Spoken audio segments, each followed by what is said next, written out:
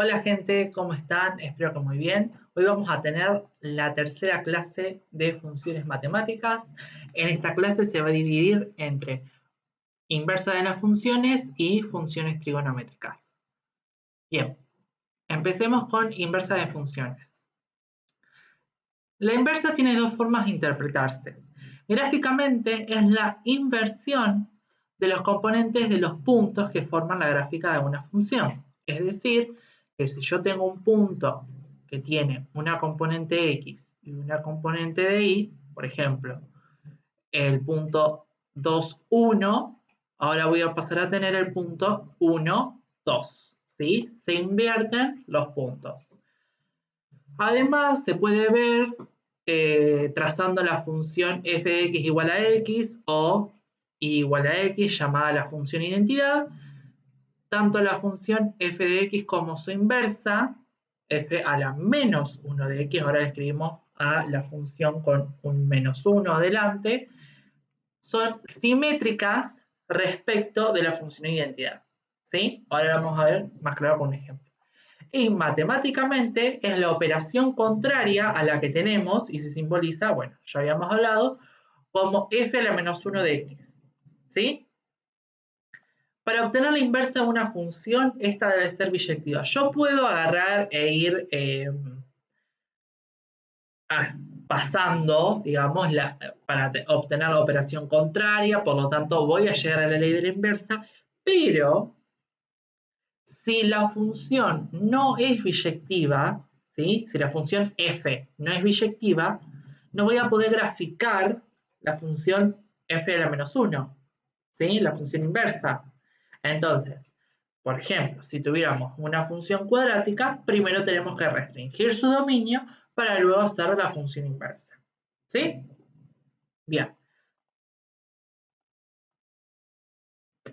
Acá tenemos un ejemplito. Por ejemplo, esta es la función y esta es su función inversa. ¿Sí? Está la terna ordenada de una y la terna ordenada de la otra.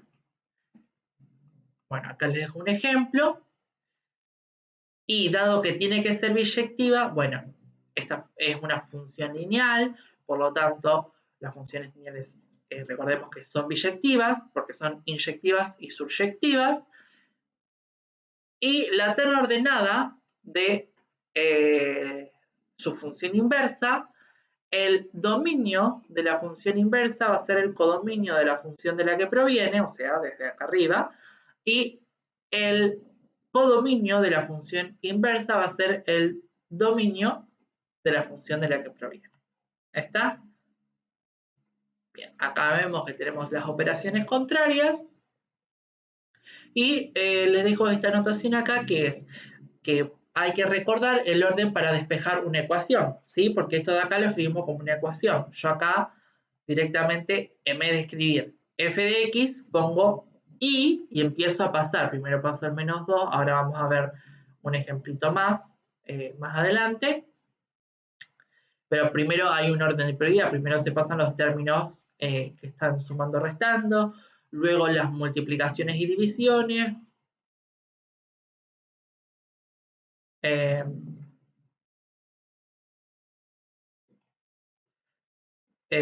Potencias y raíces, obvio, también depende de la ubicación de cada una. Potencias y raíces, también tenemos bases y logaritmos. ¿Está? ¿Sí? Porque, por ejemplo, yo puedo tener una base, sería e elevado a la x. Esa e es una base. Y un logaritmo, bueno, el logaritmo neperiano, por ejemplo. Bien. Anteriormente, en la diapo inicial, yo les había dicho que eran simétricas respecto de la función identidad. Bueno, yo acá tengo la ley, tengo la gráfica de la función f, la gráfica de la función identidad y la gráfica de la inversa de la función f, ¿sí? F a la menos 1. Y podemos ver que son simétricas respecto de la función identidad. A partir de las funciones inversas surgen nuevas funciones, ¿sí? De la función cuadrática, la inversa que nos da es una raíz. una raíz cuadrada, por lo tanto, surge la función raíz cuadrada. Lo mismo para cada uno de los distintos n, o sea, los índices que va a tener la raíz, ¿sí? Entonces van a surgir toda una familia de funciones raíces, ¿sí? Dependiendo del índice que tenga cada una, ¿no? Bien. De las exponenciales con base distinta al número e, ¿sí? Por ejemplo, 2 elevado a la x, 10 elevado a la x, 25 elevado a la x, etc., surgen las funciones de los logaritmos, ¿sí?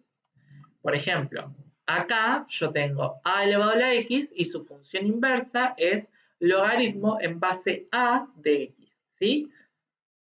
Por lo tanto, si yo tengo 10 elevado a la x, directamente en vez de escribir logaritmo en base 10 de x, pongo logaritmo de x, ¿sí? Porque recordemos que la base 10 no hace falta aclarar. De las funciones exponenciales con base e surgen la función logaritmo neperiano o logaritmo en base e. ¿Está? Entonces yo tengo e elevado a la x, lo paso como logaritmo en base e de x o logaritmo neperiano de x. Bien, acá tenemos los ejemplos. Está el ejemplo que yo les comenté de la función cuadrática, ¿sí? Yo esto lo grafiqué en GeoGebra, primero restringí su dominio, hice todo lo que tenía que hacer, acá está tal cual como se tiene que escribir para restringir el dominio, y la función inversa de esta función, yo les recomiendo que primero pasen la ley de la función cuadrática de polinómica o factorizada a canónica, que es mucho más simple para hacer los cálculos para pasar para el otro lado, porque si se fijan, yo para despejar esto, que esta es la ley de la función cuadrática, primero paso el más, ¿sí? O sea, este término que está sumando pasa restando, después de acá que me conviene, o paso el 2 o me conviene pasar el que está multiplicando antes que la potencia. Entonces paso el 2, pasa dividiendo, después pasa la potencia en raíz, me queda todo esto, y despejo lo que tenía dentro del paréntesis, que es x menos 0,75, lo paso como más 75 sumando a la raíz. Y ahí hallé mucho más fácil la función inversa. Bien, está el dominio restringido, trazo la función identidad y llego a la conclusión de que sí, está bien, o sea, está bien la ley que yo hallé, y son inversas y son simétricas respecto a la función identidad. ¿Está? Bien. En el caso de una función homográfica, yo tengo esta función homográfica, voy despejando, ¿sí? Yo acá le dejo los cálculos y llego a la expresión esta. La función en rojo es la función f, la función en gris es la identidad y la función en azul es la función inversa.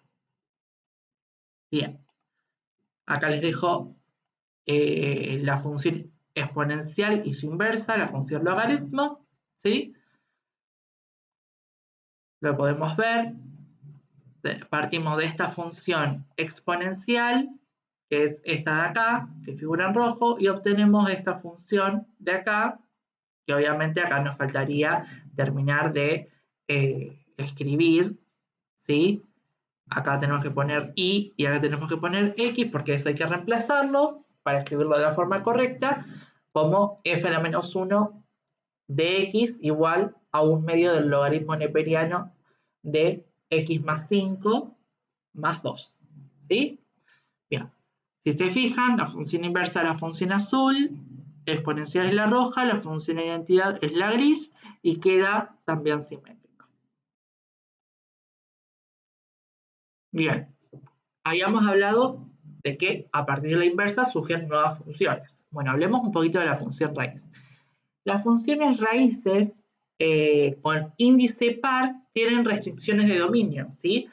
Porque, por ejemplo, yo no puedo calcular la raíz cuadrada de menos 1 o de menos 2 o de menos 4.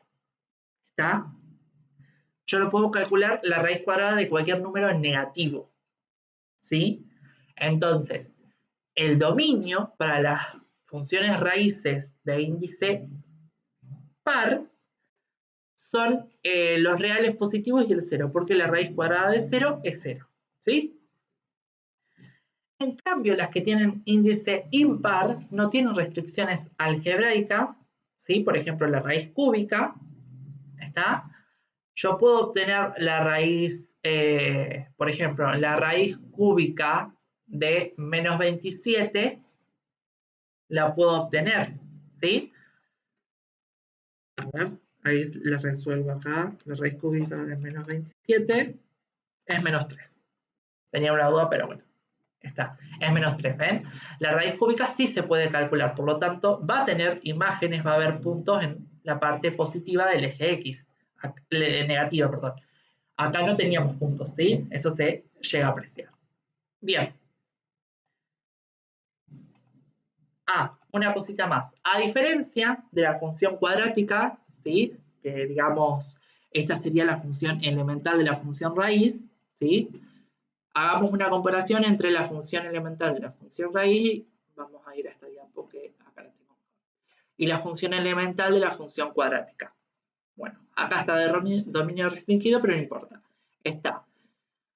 En estos casos, yo puedo ver que la función cuadrática crece mucho más rápido que la función raíz. La función raíz se despega muy poco, ¿sí? Tarda mucho en llegar a valores grandes de imágenes. En cambio, la función cuadrática, en un determinado intervalo, ya sea chico, su imagen crece demasiado, ¿sí? Lo podemos ver que desde 1 hasta 2 su imagen creció mucho con respecto a un intervalo también de un lugar, por ejemplo, de 4 hasta 5, esta función creció nada comparado con esta, ¿sí?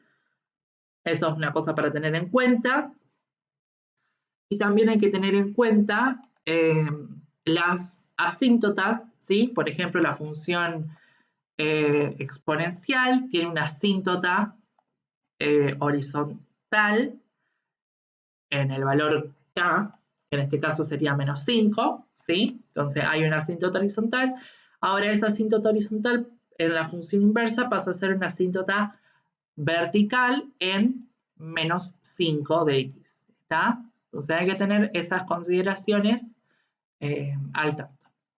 Bien, debido a las restricciones algebraicas del logaritmo, ¿sí? Ahora estamos con la función logaritmo, sin importar qué base sea, si es base 10 o base e, tienen un dominio aún más acotado que la función raíz, ¿sí? La cual serán los reales.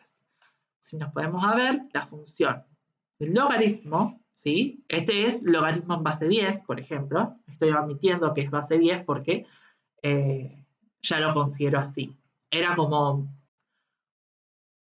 para que tengan una idea, la función raíz, ¿sí? Raíz de x, tiene índice 2, pero yo lo estoy obviando, pero tiene índice 2, está ahí, pero no lo escribo.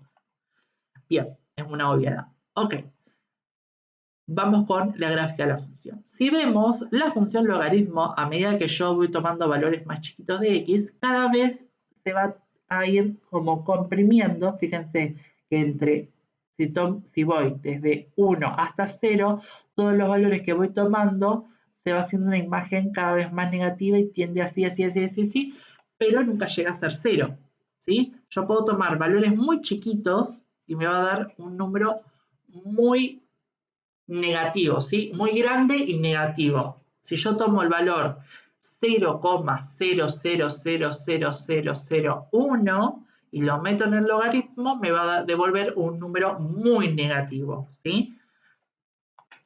Entonces, lo que nos lleva a pensar y decir, bueno, no está dentro del dominio. Y es exactamente lo que ocurre, ¿sí? El dominio de... Acá esto está mal, porque acá debería de tener... Bueno, después lo escribo. Serían los reales positivos, ¿sí? El dominio de la función logaritmo son los reales positivos. Ni el 0 ni números negativos, solo positivos y mayores a 0. Bueno, y este es el caso del logaritmo con base e, ¿sí? El logaritmo neperiano. que es esta de acá. Cuanto mayor sea el valor de la base, perdón, sí, de la partecita de abajo del logaritmo, más lento crece. Porque fíjense que el logaritmo en base e, logaritmo neperiano, crece mucho más rápido que la función logaritmo en base 10. ¿Sí? Tengan eso en cuenta y acuérdense de las asíntotas. Como estas vienen de funciones exponenciales, las funciones exponenciales tienen asíntota, entonces acá tienen una asíntota horizontal, acá van a tener asíntotas verticales, en este caso en 0. Bien. La siguiente clase, que va a estar subida también en YouTube, hablaremos de funciones trigonométricas.